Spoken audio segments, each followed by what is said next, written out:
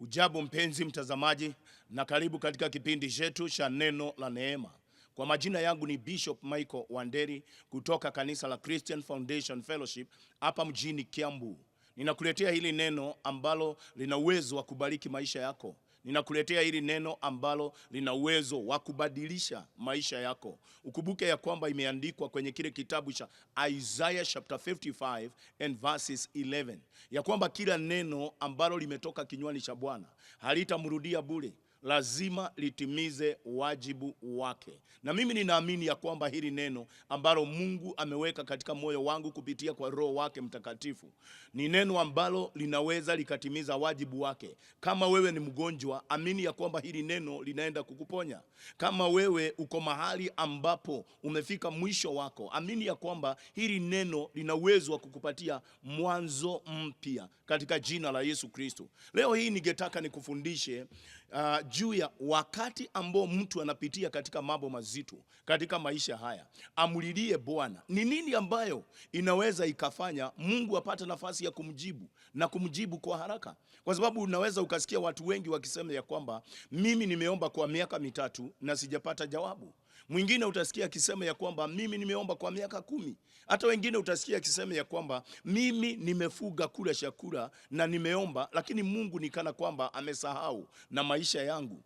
Ni nini hii ambayo itaweza kufanya Mungu aweze kujibu maombi yetu kwa haraka? Kwa sababu yeye huwa anajibu maombi. Kwenye kile kitabu cha Psalms 86 and verses 7, neno la Bwana linasemaje? Linasema ya kwamba naye Bwana atanijibu wakati wa siku ya shida, in the day of my trouble. Kwa hivyo kuna siku ambayo iko, na ile siku inakuwa ni siku ambayo ni ya mashida, ni siku ambayo ni ya hatari, ni siku ambayo ni ya dhiki, ni siku ambayo kila mtu anasikia ya kwamba sina uwezo. Hiyo ndio siku ambayo neno la Bwana linasema, na nimetaja tena manake mimi hukupeleka neno kwa neno. Nitakupeleka neno kwa neno kwenye kile kitabu cha Psalms 86 and verses 7. Neno la Bwana linasemaje? Ni nini hii ambayo itakayofanya ya kwamba wakati nimemuita Bwana wakati wa siku ya shida yangu? Kwa sababu kuna ile siku ambayo imeandikwa kwa Bible. Imeandikwa kwa Bible in the book of Psalms 86 and verses 7. Inaongea juu ya nini? Siku ya shida. Ya kwamba nitamuita Bwana wakati wa shida, na siku ile ya shida Bwana ataniokoa. Ndivyo neno la Bwana linavyosema. Bwana atanijibu. Also kwenye kile kitabu cha Psalms, na kupeleka neno kwa neno, kitabu cha Psalms ama Zaburi 50 na mstari wa 15, Biblia inasemaje? Inasema ya kwamba nami nitamuita Mungu siku ya shida zangu, yeye atanikoboa na mimi nitamheshimu daima. Ni nini hii ambayo itanifanya mimi nikimuita Bwana siku ya shida? Wewe ukimuita Bwana siku ya shida yako, siku ya matatizo yako, siku ya aibu yako, siku ambayo umefinyika, ukimuita Bwana akujibu. Kwa sababu watu wengi huwa wanafikiria ya kwamba it is automatic. Lakini niko hapa kama mchungaji kukueleza ya kwamba it is not automatic wakati unamuita Bwana akakujibu. Kuna wakati ambao Biblia inasema ya kwamba watu walimulilia Bwana naye akanyamaza. Watu waliomba na yeye hakujibu. Watu walifunga kule chakula na yeye Bwana hakutazama, hakuangalia. But what is this that will cause God to answer unto me in the day of my trouble? Nini hii ambayo itafanya Mungu akaweze kunijibu? Manake imeandikwa kuna hiyo siku. Mama, kuna hiyo siku ambayo ni ya shida. Kuna hiyo siku ambayo ni ya machozi. Kuna hiyo siku ambayo ni ya kilio. Mzee, kuna hiyo siku ambayo ni ya ushungu. Kuna hiyo siku ambayo ni ya matatizo. Ndio Biblia inasema ya kwamba the day of my trouble. Ni nini ambayo itafanya Mungu anikaribie? Mungu asikie kilio changu. Mungu asikie sauti yangu nikiomba, anijibu, aniondoe katika aibu siku hiyo, aniondoe katika mashaka siku hiyo, aniondoe katika mapigo siku hiyo, aniondoe katika maumivu siku hiyo. Ni nini? Ndio leo ningetaka nikufundishe. Ndio leo ningetaka niweke wazi kwako. Ni matendo yako. Matendo yako ni ya maana sana. Matendo yako ni ya maana sana. Kile ambacho huwa unakitenda, na hasa kile ambacho huwa unakitenda kwa watu wale wengine, watu wale ambao ni wadhaifu, watu wale ambao hawajiwezi, matendo yako yanaweza yakafanya Bwana ajibu maombi yako. Leo hii ningetaka nikuwekee hivyo. Watu wengi huwa hawadhamini na watu wengi huwa hawaangalii matendo yao. Manake wanasema ya kwamba sisi hatujiokoka kwa sababu ya matendo, tumeokoka kwa sababu ya neema. Lakini kuna wakati ambao Mungu huwa anaangalia matendo yetu, na matendo hayo ndio ningetaka niongee juu yake siku hii ya leo. And that is why we have a whole book ambayo inaitwa The Acts of Apostles, matendo ya mitume. Maana Mungu huwa anaangalia matendo ambayo huwa tunayafanya, matendo ambayo huwa tunayatenda, either ikawe ni mazuri ama ni mabaya. Neno la Bwana linasemaje? Kuna mtu ambaye alikuwa katika hali ambayo ni nzito sana, mtu ambaye alikuwa amefinyika, na alikuwa amefinyika kupitia kwa magonjwa. Magonjwa ndio ilikuwa imemfikisha mwisho. Imeandikwa kwenye kile kitabu cha Isaiah chapter 38 kuanzia mstari wa kwanza. Neno la Bwana linasema ya kwamba, na katika siku hizo mfalme Hezekia akagojeka, na akagojeka katika ugonjwa wa kifo. Ndivyo neno la Bwana inavyosema. Alikuweko na kinonda, a cancerous boil. Alikuwa na kinonda ambacho kilikuwa ni kansa. Neno la Bwana linasema ya kwamba Mungu akamtuma Isaiah, nabii Isaiah son of Amozi, akamwambia enenda mpaka kule kwa ikulu ukaweze kuongea na mfalme, na ukamwambie aweke nyumba yake sawa sawa, kwa sababu hataishi. Ndivyo neno la Bwana inavyosema. Mungu akamtuma akamwambia Isaiah, enda ukamwambie mfalme Hezekia to put his house in order because he is not going to recover. Ule ugonjwa ambao umemshika ni ugonjwa wa kifo. Na neno la Bwana linasema ya kwamba Isaiah akatelemuka, akaingia mpaka katika ikulu, akamkuta mfalme, akaongea na yeye kwa upole na kwa hekima, na akamwambia, this is what the Lord is saying, ya kwamba wewe hautapona bali utakufa kwa ule ugonjwa. Weka nyumba yako vizuri.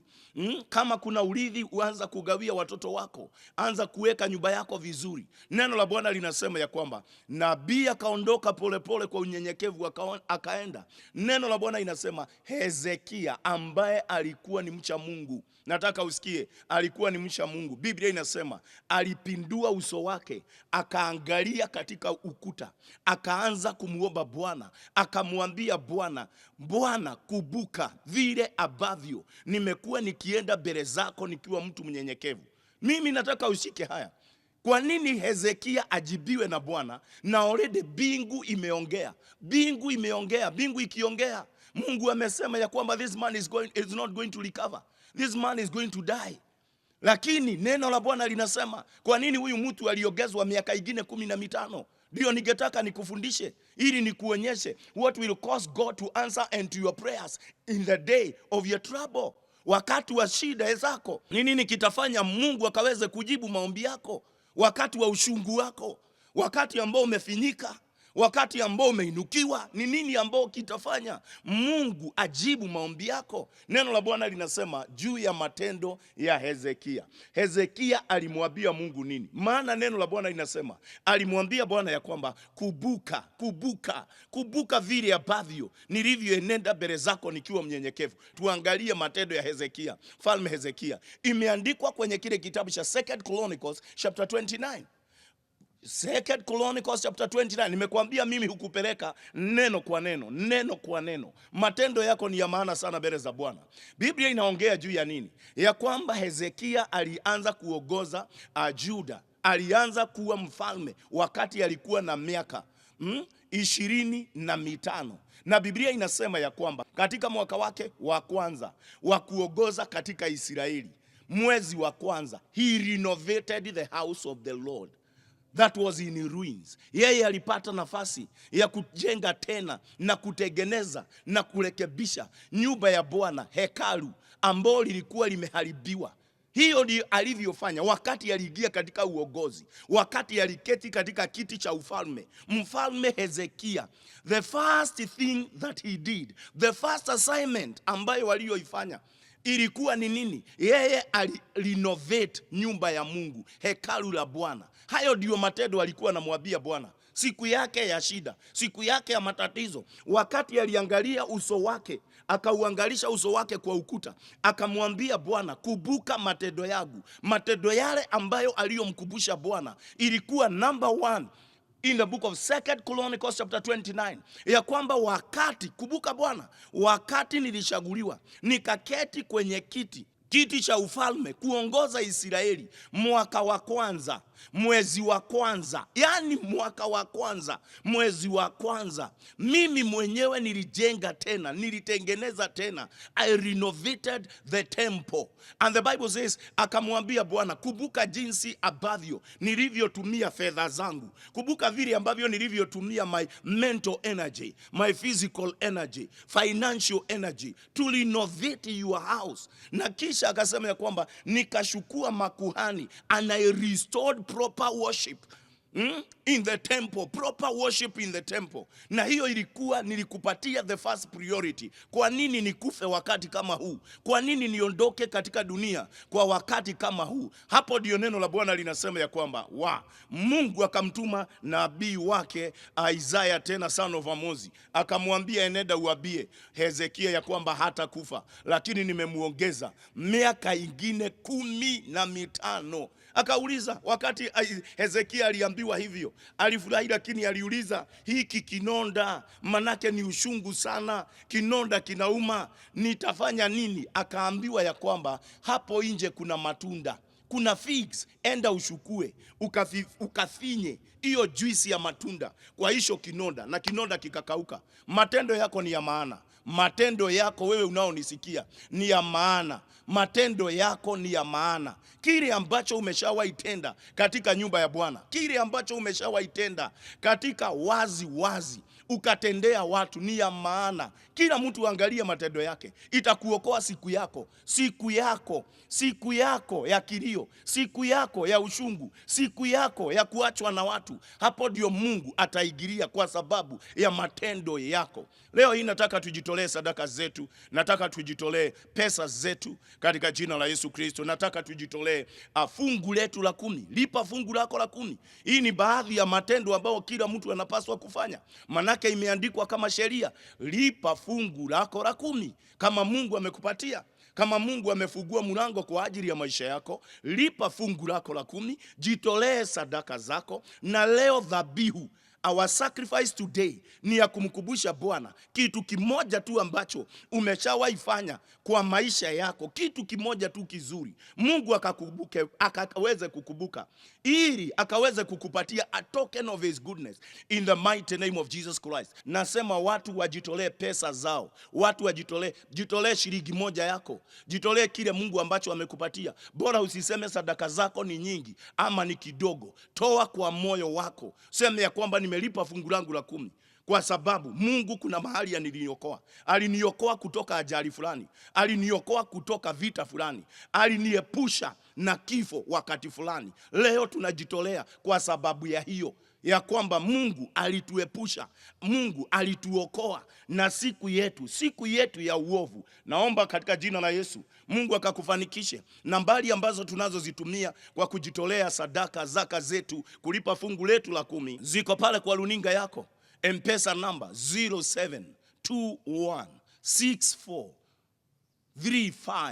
0721643538. Nairudia tena, M-Pesa namba 0721643538.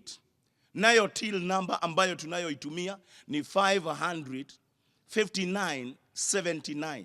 Narudia tena, till namba ambayo tunayoitumia ni 55979. Leo nafundisha juu ya nini? In the day of your trouble, ile siku ambayo ni ya shida. Maana siku hiyo iko, ile siku ambayo mtu huwa anaamuka anasema, afadhali siku ya leo haingekuwa. Ni nini itakuokoa?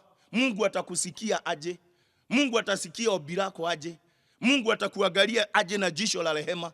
Ni nini kitafanya Mungu akukaribie? Ni matendo yako, matendo yako. Naongea juu ya matendo mazuri. Mtu aliongezwa miaka ingine 15. Hezekia aliongezwa miaka ingine 15. Na hii nimekufundisha andiko kwa andiko. Kwa nini aliongezwa miaka 15? Kwa sababu ya matendo yake. Let me ask you today. Kuna jambo ambalo hata moja umeshawahi litenda hivi, linaweza likafanya milango yako ifunguke. Linaweza likafanya Mungu akupiganie kwa vita usiku na mchana. Mungu anaweza akakupigania kwa wachawi na warogi. Kuna kitu ambacho umeshawahi kitenda.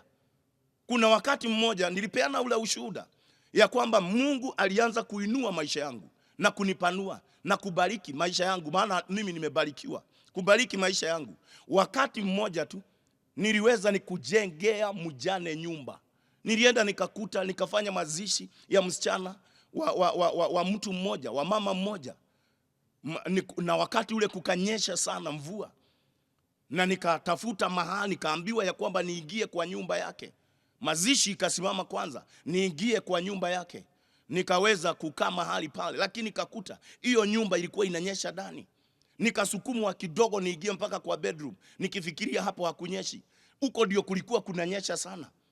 Na Mungu akaninenea mahali pale ya kwamba jegea huyu mama. Wakati huo Mungu alikuwa ananiambia nijegee huyo mama mjane. Zile pesa watu walikuwa wanatoa kanisani hazikuwa zimefika 2,500. Hiyo ndio ilikuwa sadaka yote. Pa Sunday ilikuwa ni pesa kidogo sana. Hatukuwa tunajiweza. Tulikuwa maisha yetu yako chini sana. Hata katika kihuduma nilikuwa chini sana katika maisha. Lakini Mungu akanitwika mzigo. Mungu akaniweka mzigo wa kujegea huyo mjane. Na huyo mjane alikuwa wakati mwingine anashikwa na depression, kusongwa na mawazo. Ninaenda kumuombea Mathare. Ninataka usikie ushuhuda. Mimi nilijikakamua, nikasumbuka, nikatafuta pesa, nikatafuta vitu zote kwa njia yoyote ile, na tukajenga nyumba ya room 3. Tukaenda mahali hapo Sunday moja jioni, tukaenda tukakata ribbon. Mama akaigia, mama akafurahi. Na kutoka wakati huo huyo mama hajawahi tena gojeka kichwa, hakusongwa tena na mawazo, hakugojeka depression tena. Hiyo ndio siku ambayo nilisikia sauti ya Bwana. Wakati ulipomaliza kujenga hiyo nyumba, ndio nilisikia sauti ya Bwana. Kukubariki nitakubariki, kukuinua nitakuinua, kukupanua nitakupanua. Hivyo ndivyo nilivyosikia. Hapo ndio ilikuwa mwanzo wa maisha yangu kuinuka. Ni kitendo gani wewe ambacho unaweza ukasema usimamishe mbele za Bwana? Mungu akupiganie vita zako. Hii ni neno la kiunabii, maana watu wengi wameondoka kutenda matendo yaliyo mazuri. Watu wengi wameshikwa na ubinafsi. Hawawezi wakanyosha mkono kwa wajane. Hawawezi wakanyosha mkono kwa wazee ambao ni wakongwe, ambao hawana makao. Hawawezi wakanyosha mikono yao kwa wale ambao huwa tunaita yatima, orphans. Watu wengi wameshikwa na ubinafsi. Ninaomba katika jina la Yesu Kristo, wewe umenisikia siku ya leo, ya kwamba Mungu wa Israeli atainua tena ule moyo wa kutenda matendo ambayo yataweza kukusimamia siku yako ya uovu, siku yako ya vita. Because that day of trouble is there. It is written in the Bible. In the book of Psalms, I repeat again, in the book of Psalms 50 and verses 15. And I will call upon the Lord in the day of trouble. So that day of trouble is there. And the Bible says, and the Lord will answer me. The Lord will deliver me. Hivyo ndivyo neno la Bwana inavyosema. Lakini nini ambao itafanya Mungu akuje kuniokoa? Nini itafanya Mungu anisikie siku yangu ya shida?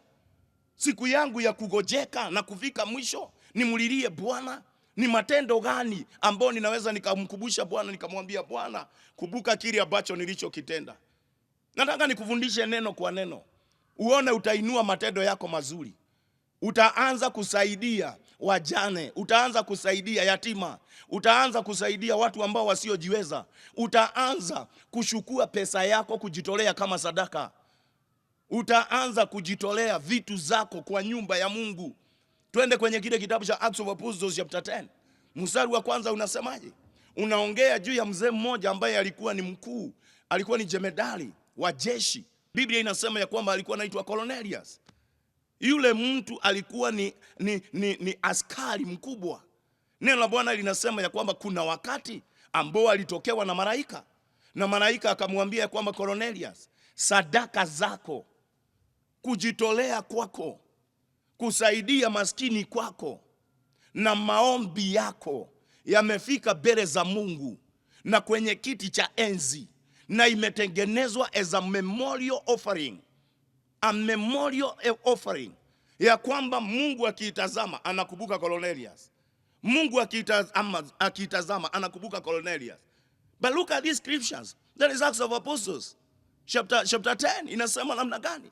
Malaika akamtokea Cornelius na akamwambia kwamba Cornelius, ya kwamba maombi yako ambayo huomba sana na matendo yako ya kujitolea zaka zako, za kujitolea sadaka zako, za kuweza kusaidia maskini, imefika mbele za Bwana. Yaani matendo yako yamefika kwenye kiti cha enzi na imetengenezwa as a memorial offering.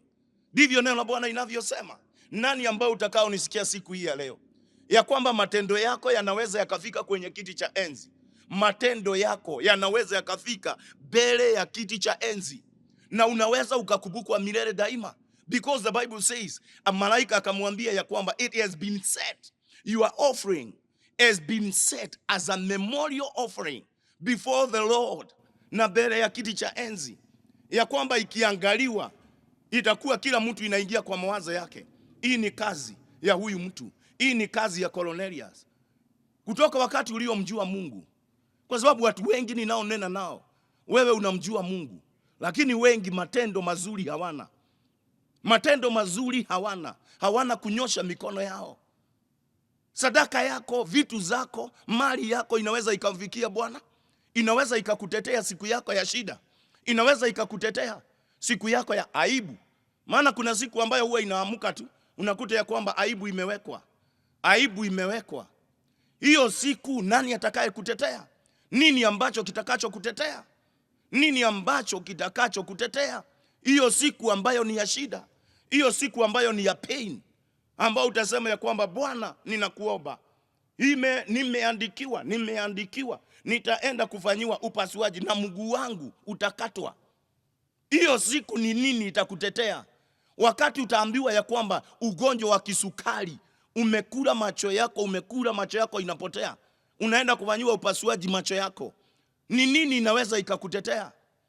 Ni kitendo gani ambacho umeshawahi tenda inaweza ikakutetea? Inaweza ikaongea kwa niaba yako, inaweza ikasimama mbele za Bwana as a memorial offering, na Mungu aseme hapana, huyo mtu hatakatwa mguu, huyo mtu macho yake haitapotea, huyo mtu watoto wake watakuwa spared. Nini ambacho itakacho kutetea? Naongea juu ya matendo.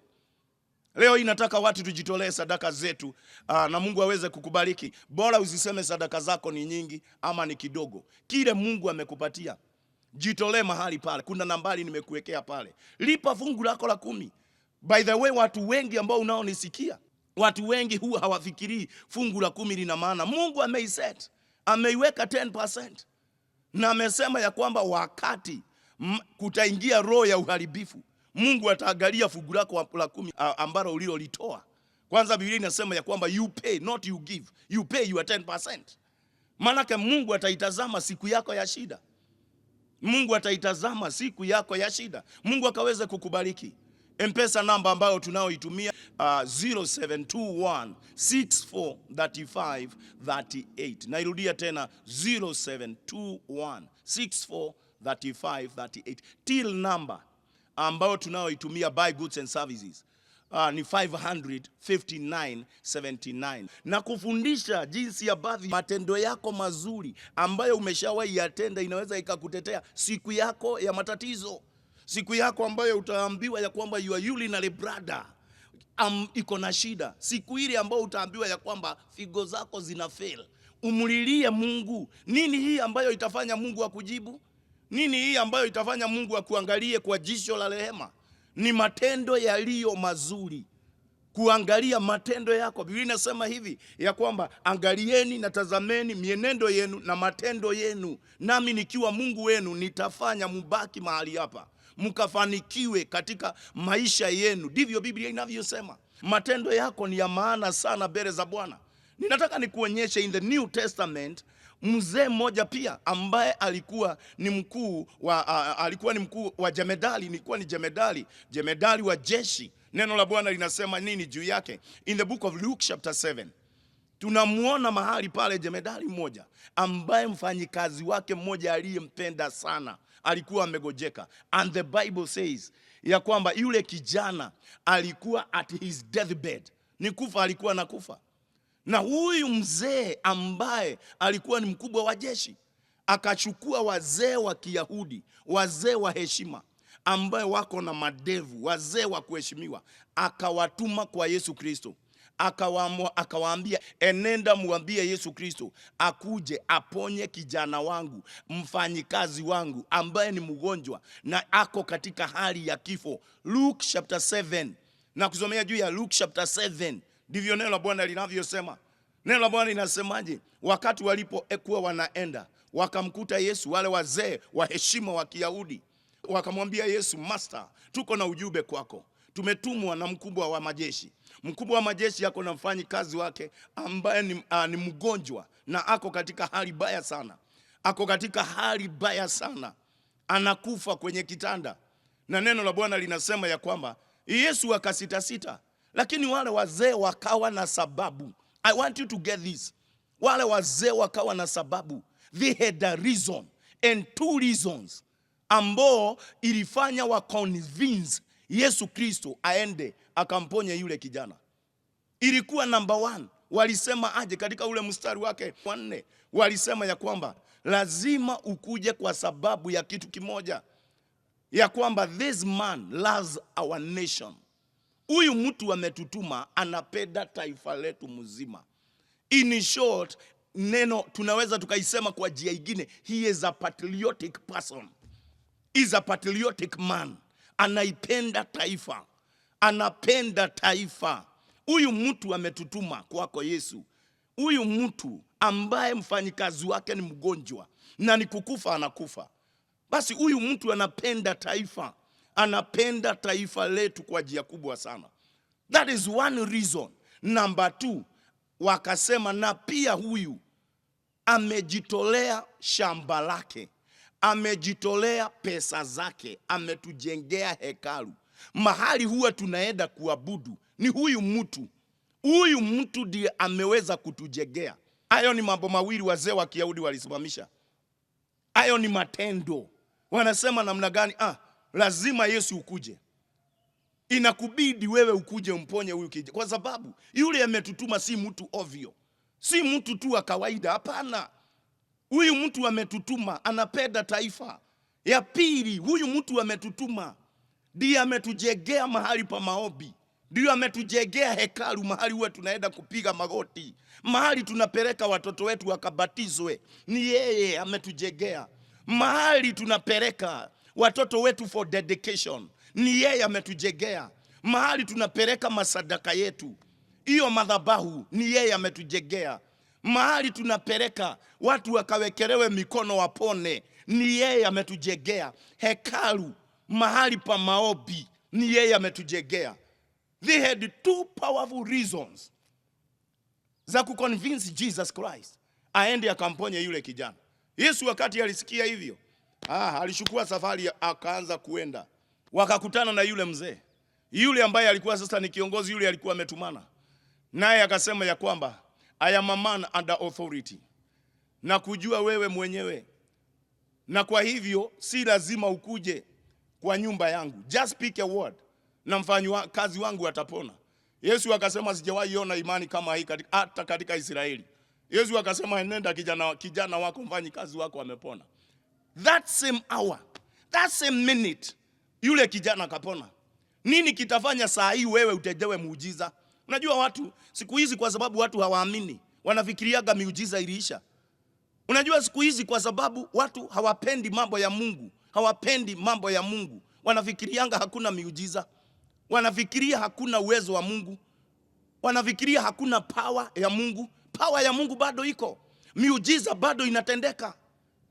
Lakini miujiza haiwezi ikatendeka ovyo ovyo, hapana. Lazima kuwe na mtu ambaye amesimama, matendo yake inaonekana, amepata reasons. Mimi nimekuja kuchallenge maisha yenu. Wakati mwingine tunalia, Bwana umetuacha, Bwana angalia jamii yangu vile iko hohehahe, angalia Bwana vile umetuashia magonjwa. Hapana, matendo yetu inaweza ikatutetea. Ni kitu gani hichi mzee ambao umeshawahi tenda inaweza ikakutetea?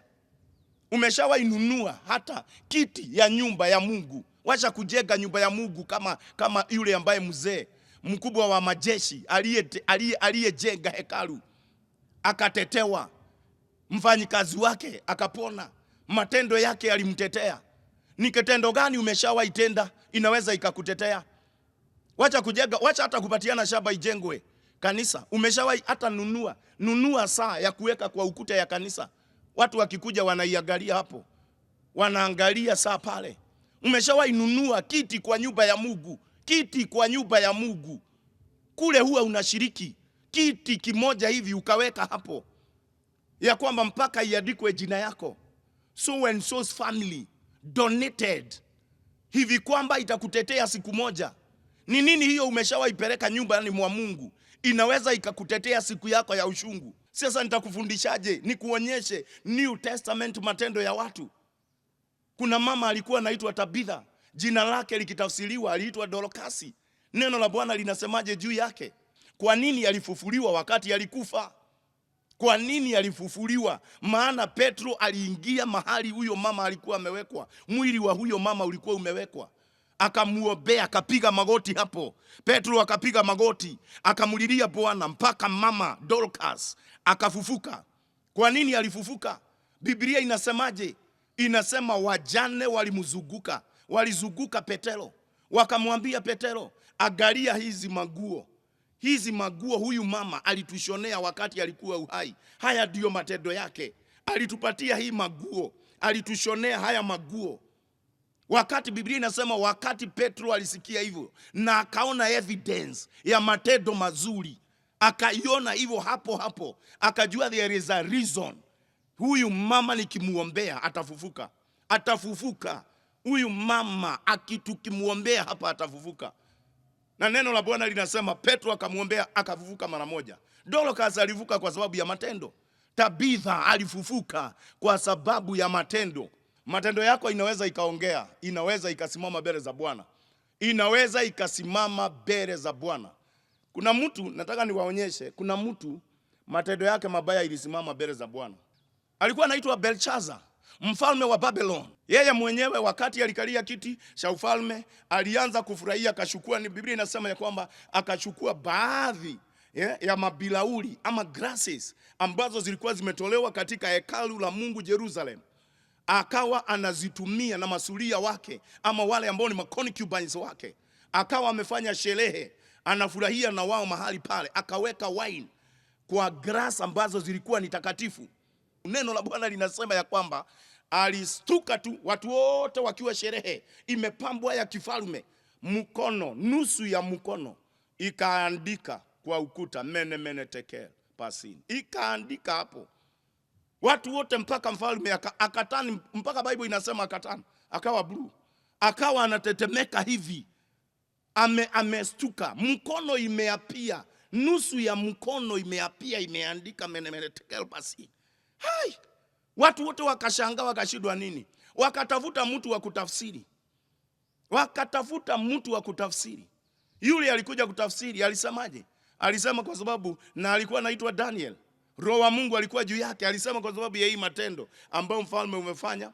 Inasema nini? Inasema ya kwamba ufalme wako umekatizwa, umefika mwisho. Ufalme wako umefika mwisho kwa sababu ya matendo yako haya.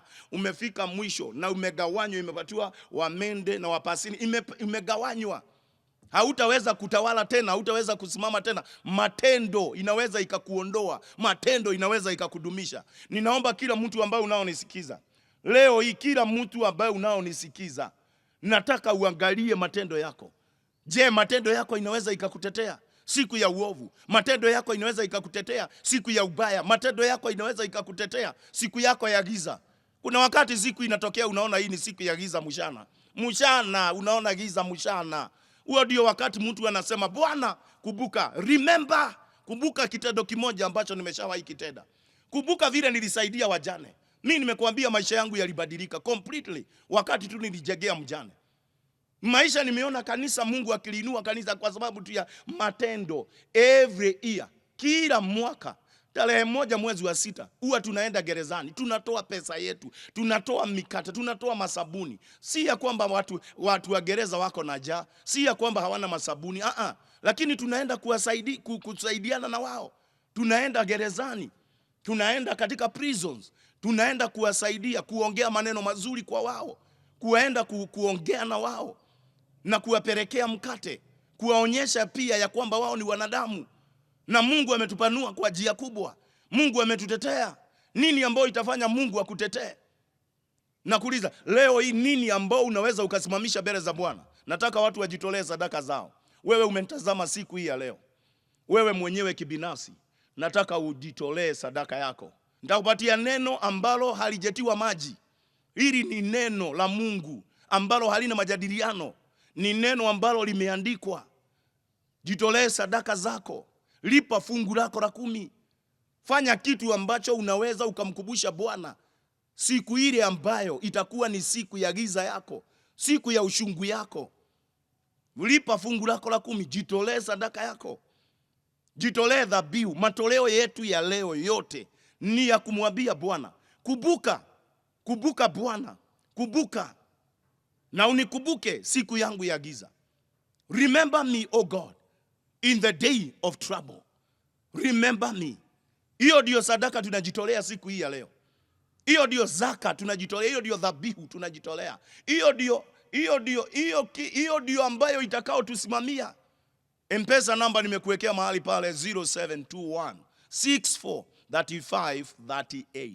Nairudia tena, nimekuwekea pale kwa runinga yako. Mbona usiseme sadaka zako ni nyingi ama ni kidogo? Wewe omba ikubalike mbele za Bwana na wewe ukubalike. 0721643538. Nayo till number ni 55979. Till number nairudia tena ni 55979. Mungu aweze kukubariki unapoendelea kujitolea. Unapoendelea kujitolea sadaka zako, zaka zako, na Mungu akaweze kufanikisha maisha yako. Nimesema matendo yetu. Kuna wakati Mungu anaangalia matendo yetu. Matendo yako aje? Matendo yako aje? Wewe ambao unaonisikia, Biblia inasema ya kwamba if you want God to bless you, kuja kwake na matendo. Come unto me. Biblia inasema come unto me with strong reasons as to why you want me to bless you. That is a scripture. Hiyo ni maandiko inasema hivyo kwenye kitabu cha Isaiah. Come unto me with your strong reasons why you want me to bless you, why you want me to favor you, why you want me to answer your prayers. Come unto me with your strong reasons. Lakini watu wanakuja tu wanafikiria it is automatic Mungu kukujibu. It is not automatic. It is not. Don't think that ati mambo ya Mungu ni ya juu hivi tu. Hapana. Mambo ya Mungu ni ya dhamana. They are variable things za ufalme. Ni mambo ambayo yako na udhamana wake na uzito wake. Ni kitu ambacho kinapaswa kutafutwa. Mungu lazima angalie matendo yako. Matendo yako namna gani? Umesimamaje kwa ajili ya jamii yako? Matendo yako kwa watu wale wengine. Ninaongea juu ya nini? Matendo ambayo inaweza ikakutetea, ambao unaweza ukamkumbusha Bwana, ukamwambia Bwana, ni siku yangu ya giza. Siku hii ni siku yangu ya giza, Bwana nikumbuke, na Bwana akukumbuke. Wamwambia Bwana, hii ni siku ambayo ni nzito sana kwangu. Bwana nikumbuke. Neno la Bwana linasema hivi, ninapoenda kumaliza sasa nikuombee. Maana naombea watu wengine mtapona, wengine watapona instantly. Wengine ambao ni wagonjwa saa hii kwa matendo yenu, Mungu anaenda kukuponya katika jina la Yesu Kristo. Mungu anaenda kufungua huo mlango. Wengine umekuwa ukilia ya kwamba hawa watoto wangu wameshikwa mateka na pombe na ulevi na madawa ya kulevya. Lakini kwa sababu umekuwa mzee wa kanisa, umekuwa mtu wa nyumba ya Mungu, God is going to deliver your children. Hiyo ni reason tosha kuwa tu katika nyumba ya Mungu. Kuwa tu katika maisha yako umeyatumia kwa kuosha nyumba ya Mungu, kwa kutumika katika nyumba ya Mungu. God will deliver your children in the mighty name of Jesus Christ. Nataka usikie, imeandikwa in the book of Acts of Apostles chapter 28. Neno la Bwana linasema ya kwamba Paulo alikuwa katika shida kubwa sana, pamoja na watu wengine katika bahari. Na neno la Bwana linasema merikebu yao yote ikavujika, na wakatua katika kisiwa kimoja ambacho kiliitwa Melita. And the Bible says clearly, wakati walitua mahali pale, kuna mtu mmoja mkubwa wa mahali pale alikuwa anaitwa Publius. Neno la Bwana linasema nini? Aliwakaribisha siku 3. Aliwakaribisha for 3 good days kwa nyumba yake. Matendo mazuri, akawapa chakula, akawapa maji, akawapa maneno mazuri, akawatunza mahali pale for 3 good days. Huyo ni mkubwa wa kile kisiwa. Estate moja katika kile kisiwa alikuwa anaitwa Publius. Neno la Bwana linasema ya kwamba baba yake Publius, and I want you to get this clearly, baba yake Publius alikuwa mgonjwa dysentery. Ndivyo neno la Bwana linavyosema. And blood flux. Blood flux ni kusema ya kwamba alikuwa anahara damu. Alikuwa anahara damu. Mzee amegojeka kifua, mzee amegojeka tumbo, anahara damu. Ndivyo Biblia inavyosema. Na baada ya Paulo kujua hivyo, aliingia kwa chumba chake, kile chumba cha yule mzee, akamwekea mkono, akamuombea, and instantly yule mzee akapona. Kwa nini mzee alipona? Kijana wake alitenda matendo mazuri, alitunza watu wa Mungu, aliongea mazuri ya watu wa Mungu. Do you know why many people, even in our nation, kwa nini watu wengi saa hii wakiwa kwa shida Mungu hawezi akawajibu? Matendo yao. Matendo yako aje? Unaongeaje juu ya watumishi wa Mungu? Unaongeaje juu ya kanisa la Mungu? Unaongeaje juu ya mahali patakatifu pa Mungu, nyumba ya Mungu? Unaongeaje? Matendo yako aje? Ni nini? Peni yako moja imeshawahi nunua mabati ya kujenga nyumba ya Mungu? Peni yako moja. Umeshawahi jitolea shuma moja ikajenga hiyo kanisa? Jiwe moja ambalo ni la shilingi 200 la kujenga hiyo nyumba ya Mungu. Matendo yako namna gani? Huyo alikuwa na hara damu. Mzee alikuwa na hara damu. Listen to this carefully. Acts of Apostles chapter 28. Mzee alikuwa na hara damu, akawekewa mkono. Kwa nini amewekewa mkono? Kwa sababu kijana wake Publius ametunza watumishi wa Mungu vizuri, amewaweka kwa nyumba vizuri for 3 good days. Akawapatia chakula, akakaa na wao, ikawaje walikuwa ni wageni, hakuwa anawaelewa, lakini aliwatunza vizuri. Nimeleta kwako neno ambalo linaweza likabadilisha your life. Watu wengi nasikianga wakisema ya kwamba I want my life to get something they call turnaround. Hivi ya kwamba maisha inabadilika mara moja, inachukua mwelekeo mpya. Nataka nikwambie it is possible. Lakini matendo yako aje? It is possible for you to be healed of diabetes. It is possible for God to heal you. It is possible for God to heal you. Hii kitu wanaita arthritis. Hii kitu ambao wanaita TB. Hii kitu ambao wanaita HIV and AIDS. Ambao wanasema haina tiba, haina dawa, labda juzi wamepata dawa. It is possible for God to heal you. Lakini Biblia inasema come unto me with your strong reasons. Kujeni na matendo, nione matendo yenu, niweze kuwaponya. Kama wenye ukoma walikuwa wanapona, je, ni nini kinaweza kikazuia upone? Wale ambao walizaliwa hawaongei wanaongea, nini ambao itazuia mtoto wako aongee? Huyo ambaye amekuwa na delayed milestone, huyu mtoto ambaye amekuwa na nini? Cerebral palsy, ni nini itazuia apone? Matendo yako aje? Matendo yako aje? Mungu anaangalia matendo. Tupime matendo yetu. Nini itazuia Mungu afanye kunyeshe mvua wakati kumekauka? Yule Mungu alifanya mana inyeshe wakati in the wilderness, mikate ikanyesha kutoka mbinguni. In the wilderness is the same God. The Bible says he's the same yesterday, today and forevermore. Ni nini ambayo huwa inazuia? Matendo ya watu. Sodoma ilimaliziwa nini? Matendo yao. Sodoma ikamaliziwa badala ya mikate kunyesha kutoka mbinguni, moto ikanyesha. Bona kwa wengine kunanyesha moto inawamaliza, kwa wengine kunanyesha mikate. Bona kwa wengine kunanyesha nini? Mafumbi. Kwa wengine kunanyesha neema, wanapanuka. Matendo, pimeni matendo yenu. Ninaongea hivyo kwa sababu kuna watu mumenitazama, na nyinyi through and through kwa nyumba zenu huwa mnaketi mnapiga mambo ya Mungu, mnaongea vibaya ya Mungu. Hata mmeshawahi kata Bible siku moja, kukata na paga hivi Bible, kitabu takatifu. Hiyo kitendo peke yake ndio inasababisha uone laini ya kwenu yote magonjwa haieleweki ya kichwa, kwa sababu mlipinga matendo yenu mbele za Mungu, mlipinga mambo ya Mungu. Ndio unaona ya kwamba watu wakishikwa na hiyo, kama yule ambaye alishikwa na kuhara damu, haiponi, inahara, wote wanahara damu kutoka mababu mpaka watoto. Na Mungu yeye mwenyewe ananyamaza tu biguni. Anasema hakuna kitendo ambacho wameshawahi tenda kitafanya mimi nikawaponye. I want to pray for you in the mighty name of Jesus. Ni nini hii ambayo umeshawahi fanya na saa hii unaweza ukamkumbusha Mungu? Nini kitendo gani? Kitendo gani ambacho umeshawahi kifanya unaweza ukamkumbusha Mungu? Kitendo gani kinaweza kikafanya Mungu akusimamie maisha yako yote, apiganie watoto wako, apiganie jamii yako, afugue mlango wa maisha yako, jasho yako isipotelee chini? Kitendo gani ambacho umeshawahi kifanya kitafanya wewe Mungu akupiganie hii kesi iko kotini? Kitendo gani ambacho umeshawahi kifanya? Nimekuonyesha watu mtu alijenga kanisa kwa pesa yake, hata shamba ilikuwa yake. Nimekuonyesha watu ambao waliosaidia wajane. Kwa nini Ayubu alikuwa tajiri? Biblia inasema ya kwamba alifanya wajane washeke. Wale walikuwa wananyang'anywa mali yao wajane, akafanya washeke. Aliwapigania. Alikuwa macho kwa wale ambao walikuwa vipofu.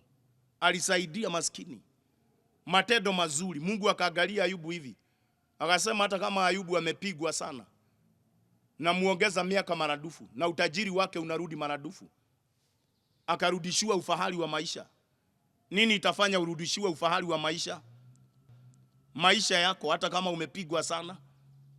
Baba, katika jina la Yesu Kristo, naombea mteule, naombea huyu mama, naombea mzee, katika jina la Yesu Kristo, kuanzia leo hii kwa ajili ya hili neno ambalo Mungu wa Israeli uliweka katika moyo wangu kwa ajili ya taifa letu la Kenya na mataifa ya nje.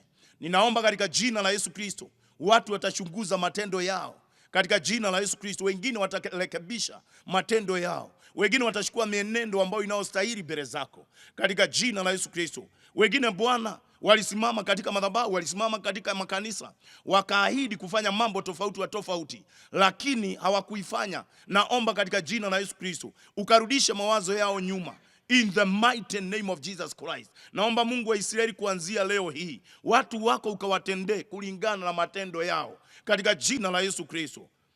Kila mtu ambao umenisikiza, wewe ujeokoka, sema nyuma yangu: Bwana Yesu, nimekuja mbele zako, nisamehe dhambi na makosa. Andika majina yangu kwenye kitabu cha uzima. Kuanzia leo hii mimi ni kiumbe kipya, nabadilisha matendo yangu katika jina la Yesu Kristo. Amen. Mungu aweze kukubariki. Ingia katika nyumba ya Mungu na Mungu akaweze kufanikisha katika jina la Yesu Kristo.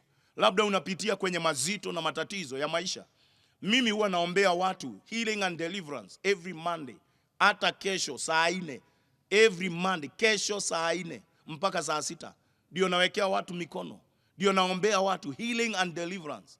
Kwa sababu Mungu wa miujiza bado yuko hai. Mungu yuko hai, aliyeumba mbingu na ardhi yuko hai. Every Monday saa 4 mpaka saa 6. Mungu aweze kuwabariki. Nataka niombee wale wote ambao ni wagonjwa, ya kwamba Mungu anaenda kukuponya katika jina la Yesu Kristo. Because his name is Jehovah Rapha, the Lord who healeth all our diseases. Najua umetafuta uponyaji kwa miti ni dawa, kwa wachawi, kwa walogi, kwa kila aina, na labda umekosa.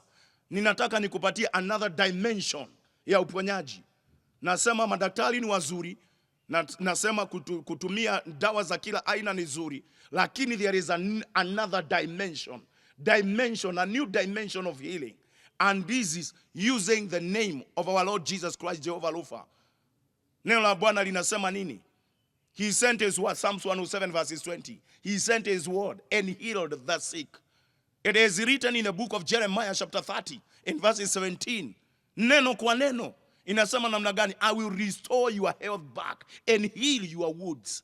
Ninaomba katika jina la Yesu Kristo ya kwamba may God restore your health in Jesus name. Magonjwa yote nitakayoyataja na yale sitayataja, Mungu akawaponye katika jina la Yesu Kristo. Nimeona kuna watu wameteseka sana kwa magonjwa, wengine wameteseka sana kwa magonjwa ya kifua, lakini leo hii Mungu anawaponya in the name of Jesus. Naongea juu ya divine healing in the name of Jesus Christ. Baba, katika jina la Yesu Kristo, naombea watu wako ambao wamegojeka, kifua kikuu, TB, wengine pneumonia, wengine ni asthma, imewasumbua kwa miaka na miaka. I rebuke it now in the name of Jesus Christ. I declare divine healing. Baba, ninaomba kwa sababu ya watu ambao wamekuwa na fibroids, naomba zikauke katika jina la Yesu Kristo. Wengine Bwana wamekuwa na tumors, wengine wamekuwa na mauvimbe ya kila aina, naomba ikayeyuke kama mishumaa katika jina la Yesu Kristo wa Nazareti. Ninaomba katika jina la Yesu Kristo, wale wote ambao wamekuwa na issues na figo zao, Bwana ukawape figo mpya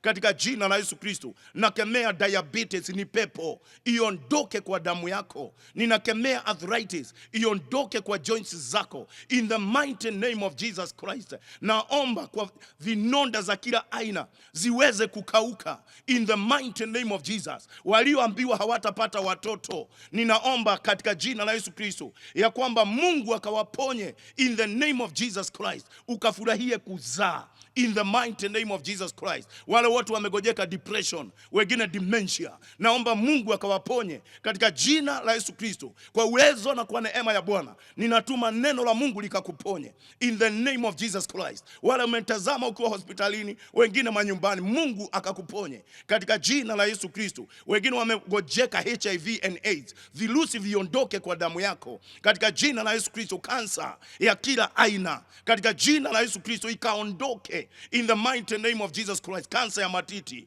iondoke katika jina la Yesu Kristo. Leukemia iondoke in the mighty name of Jesus Christ. Kansa ya mifupa, colon cancer, kansa za kila aina ziondoke katika jina la Yesu Kristo. Bwana, imeandikwa kwenye kile kitabu cha Jeremiah chapter 32 and verses 27, you are the Lord God of all flesh, is there anything that is too hard for you? We believe today, and I believe today, mambo yote yanawezekana kwako. All things are possible. I declare divine healing.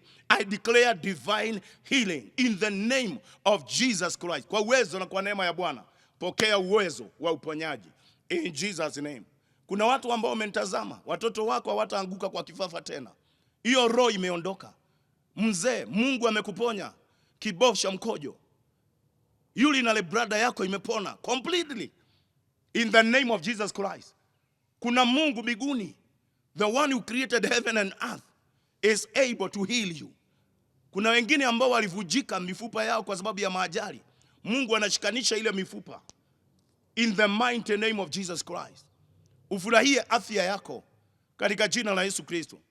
Kuna watu ambao umenitazama siku hii ya leo, nataka watu wajitolee sadaka zao, dhabihu zao na fungu lao la 10. Wengine ambao ningetaka wajitolee, umekuwa na shida, wewe jamii yenu yote mmekuwa na shida ya kuumwa na kichwa, the whole family, it is an attack of the devil. Hii lazima uitolee dhabihu yako, jitolee dhabihu. Naongea juu ya familia ambao mmenitazama yenu, this is an attack of the devil, si ugonjwa wa kawaida. Kuumwa na kichwa throughout, kuumwa na kichwa throughout. Jitolee dhabihu zako mahali pale, sadaka zako mahali pale. Mungu akuponye katika jina la Yesu Kristo. Uwezo na neema ya Bwana ikawe juu ya maisha yako. Na bali ambao tunaoitumia sasa tunapojitolea sadaka zetu, namba ya M-Pesa ni 0721643538. Imeandikwa mahali pale, Mungu aweze kukubariki. Till number 55979. 55979. Nimesema watu ambao kichwa imekuwa ikileta shida miaka kwa miaka, jamii mzima. Jitolee sadaka zako mahali pale. Bora usiseme sadaka yako ni nyingi ama sadaka yako ni kidogo. Ikubalike mbele za Bwana, nawe ukubalike. Naombea sadaka. Baba, katika jina la Yesu Kristo, naombea matoleo ya watu wako katika jina la Yesu Kristo. Bwana, wengine wanajitolea dhabihu kwa ajili ya watoto wao, wengine kwa ajili ya mabiashara yao, wengine ni kwa sababu ya maisha yao ya kibinafsi, wamepitia kwenye mambo mazito, wanajitolea dhabihu zao. Wengine wanalipa fungu lao la 10. Naombea watu hao wote ukawafanikishe. Na waombea ukawabariki. Wakumbuke Bwana kwa sababu ya hiki kitendo ambacho ni cha kujitolea. Katika jina la Yesu Kristo tumeomba na kuamini. Kwa uwezo na kwa neema ya Bwana, Mungu akaweze kuwafanikisha, Mungu akaweze kuwabariki katika jina la Yesu Kristo. Kuanzia leo hii, Mungu akutangulie katika jina la Yesu Kristo. Mimi nimekuwa pamoja nawe, kwa majina yangu ni Bishop Michael Wanderi kutoka kanisa la Christian Foundation Fellowship hapa mjini Kiambu. Nimesema huwa naombea watu Monday healing and deliverance. hata Monday ya kesho, healing and deliverance, kuanza saa 4 mpaka saa 6, kanisa la CFF Kiambu Town. Mungu akaweze kuwabariki, neema ya Bwana ikawe juu yenu. Matendo yako yamfurahishe Bwana, matendo yako yakakutetee mbele za Bwana. Hata tunapoingia towards the end of the year, matendo yako ikakutangulie. Shalom, shalom. Neno la neema, tunapona twainuliwa. Kwa neno la neema, tutamwona Mwokozi Yesu.